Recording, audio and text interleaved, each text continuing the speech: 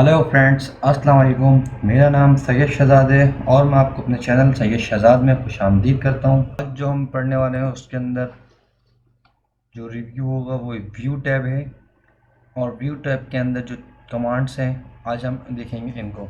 जो सबसे पहली कमांड है वो नॉर्मल व्यू है। जैसा कि आपकी स्क्रीन पे ये एक शीट नज़र आ रही है, ये नॉर्मल व्यू है। ठीक है। इसके बाद जो ऑप्शन है उसका नाम है पेज लेआउट। अच्छा, पेज लेआउट जो हमें प्रोवाइड किया गया वो किस लिए किया गया है?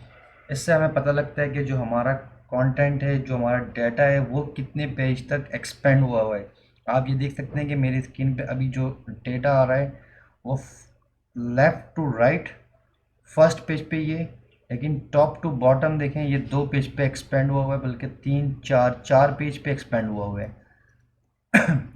बज़ाहिर आपको एक पेज दिखाई दे सकता है, लेकिन आप जब पेज व्यू पे देखेंगे, जब आप पेज लेआउट से देखेंगे तो आपको पता लगेगा कि ये डेटा कहाँ से कहाँ तक एक्सपेंड हुआ है, लेफ़्ट टू राइट कहाँ जा रहा है और टॉप टू बॉटम कहाँ जा रहा है।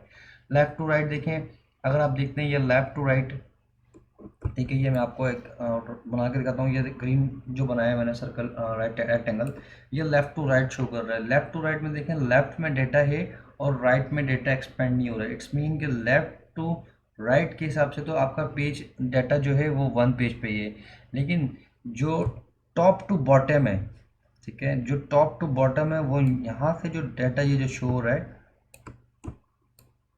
ये टॉप टू बॉटम जो डेटा शो हो रहा है वो जो है आपका, वो 2 पेज से ज़्यादा जा रहा है। ठीक है, पेज लेआउट से हमें ये पता चलता है कि डेटा कितना एक्सपेंड हो रहा है। आप वापस इसको नॉर्मल करते हैं। थर्ड ऑप्शन जो है हमारे पास वो है पेज ब्रेक व्यू का। अच्छा, पेज ब्रेक व्यू से हमें क्या पता लगता है कि हमारा जो प्रिंट है वो कितना आएगा, वो कहाँ से कहाँ तक आएगा। अब आप ये देख सकते हैं, जैसे मैंने पेज ब्रेक व्यू पे कमांड पे क्लिक किया तो ये हमारा डेटा ये हमें शो कर रहा है पूरा। ये आप देख सकते हैं कि ब्लू लाइन आ रही है। इट्स मीन कि लेफ़्ट टू राइट जो डेटा है वो तो पूरा कंप्लीट प्रिंट हो जाएगा, लेकिन जो टॉप टू बॉटम है उसको आप देखें तो यहाँ पे ब्लू लाइन आ गई है। उस इस ब्लू लाइन के बाद जितना भी कंटेंट है, जो भी डाटा मैंने लिखा हुआ है 9, यानी कि नंबर 9 के बाद जो 10 है, इलेक्ट्रॉनिक वेइंग स्केल 10 11 12 13, ये सारा जो नीचे 13 तक शो हो रहा है ये आपके प्रिंट पे नहीं आएगा, क्योंकि प्रिंट पे सिर्फ ये पेज 1 आएगा, बाकी जो नीचे का डाटा है वो प्रिंट पे नहीं आएगा। ठीक है, अगर आप इसको नॉर्मल व्यू पे इस तरह से देखें तो आपको नहीं पता चलेगा कि ये आपका डेटा कहाँ से कट रहा है।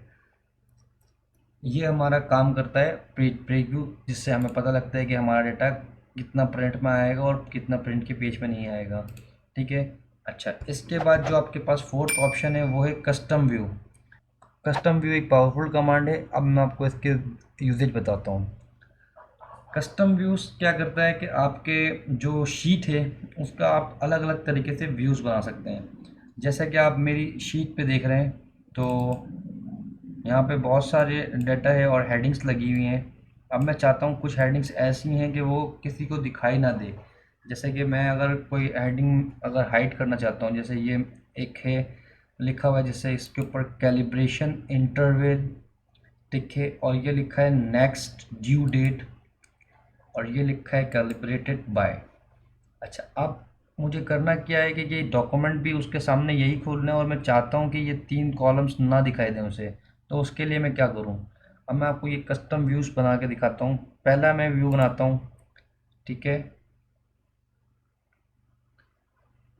ये जो पुराने व्यूज़ बने हुए मैं इसको डिलीट कर देता हूँ, ठीक है।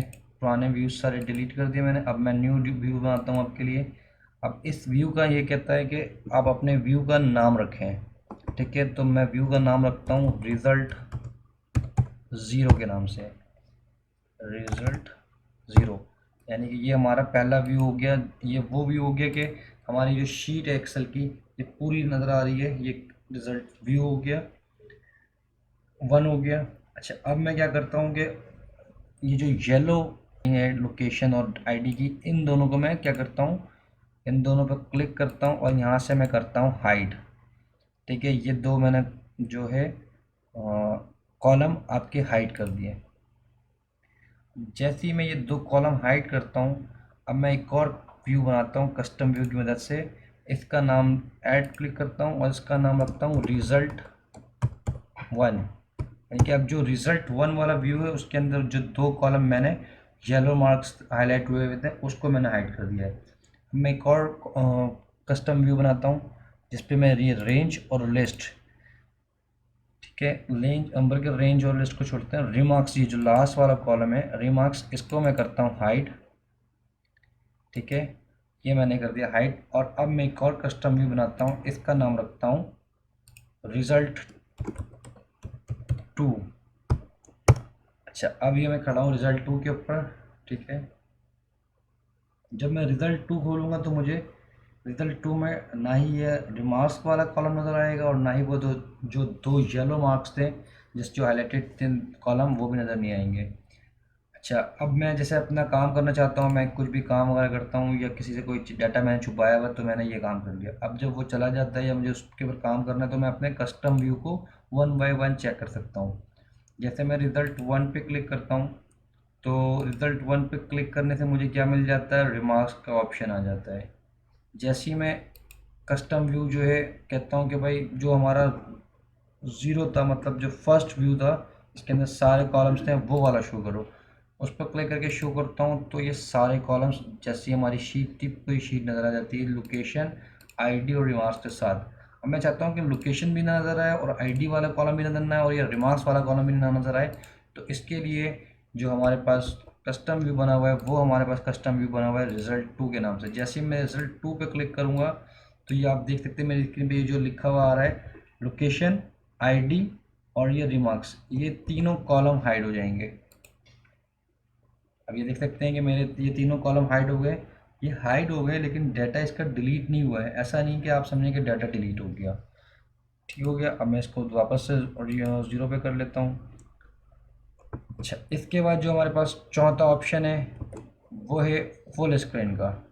अच्छा, फुल स्क्रीन का मतलब क्या है, जैसे ही मैं फुल स्क्रीन के टैब पर क्लिक करता हूँ तो वो जो ये रिबन्स कहलाती है एक्सेल की शीट के ऊपर जहाँ पे लिखा है ये होम वगैरह और ये जो टैब्स आ रहे हैं, जैसे ही मैं फुल स्क्रीन करता हूँ तो ये सारी चीज़ें गायब हो जाती हैं। आप देख सकते हैं कि अपनी स्क्रीन पे ये सारी चीज़ें गायब हो गई हैं, ठीक है। यहाँ से रिबन्स सारे गायब हो गए, जो मैं टैब्स के ऑप्शन पे कस्टम व्यू वगैरह कर रहा था वो सारे ऑप्शंस गायब हो गए।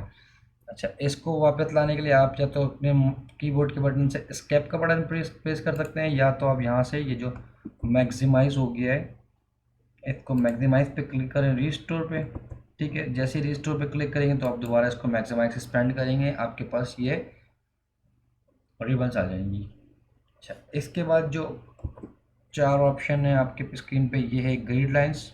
ग्रिड लाइंस क्या होती हैं, ग्रिड लाइंस जो है वो ये बॉक्सेस हैं जो आप ये देख सकते हैं कि मेरी स्क्रीन पे भी जो मैंने बाहर रखा हुआ माउस को, तो ये आप देख सकते हैं कि ये एक बॉक्स बना हुआ है, चारों साइड से इसके बॉर्डर है, आउटलाइन बनी हुई है, ठीक है। ये आउटलाइन बनी हुई है जिसकी वजह से ये ग्रिड लाइंस शो कर रहा है। अगर इसको मैं चाहता हूँ कि ये ग्रिड लाइंस शो ना हो तो यहाँ से मैं ये जो ग्रिड लाइंस के ऊपर चेक हुआ हुआ है, check combo box check box, इस चेक बॉक्स के ऊपर से अनचेक करूँगा तो ये देखें यहाँ से ग्रिड लाइंस ख़त्म हो गई है और ये बिल्कुल वाइट हो गया है पेज, ठीक है। जब मुझे चाहिए होगा तो मैं ग्रिड लाइंस के ऊपर चेक कर दूंगा तो वो लाइंस सारी आउटलाइंस आ जाएंगी।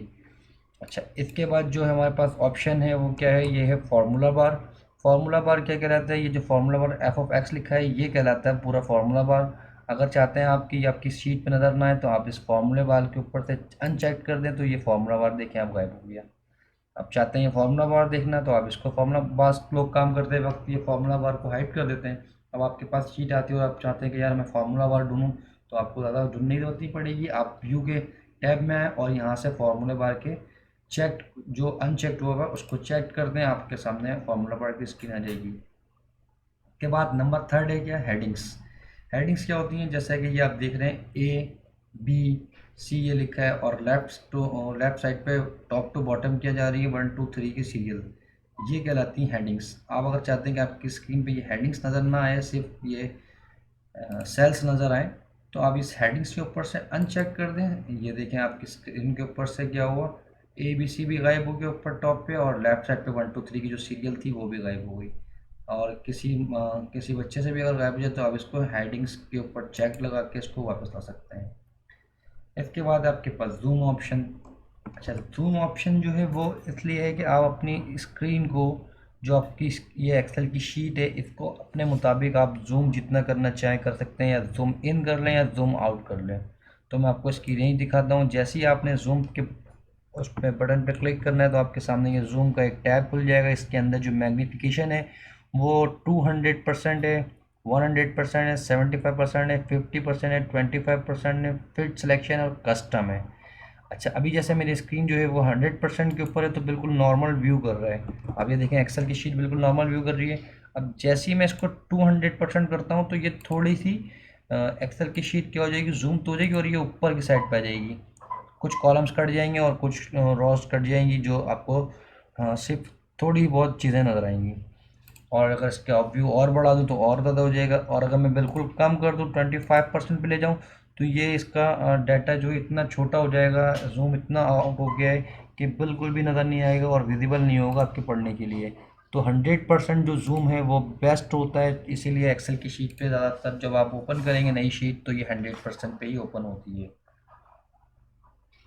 अच्छा, कस्टम इसको करने के साथ साथ आप ये डायरेक्ट भी कर सकते हैं। जैसे 100% पे क्लिक करेंगे, भले आपकी ये देखें, अब मैं जूम करता हूँ इस शीट को और उसको करता हूँ मैं 200%।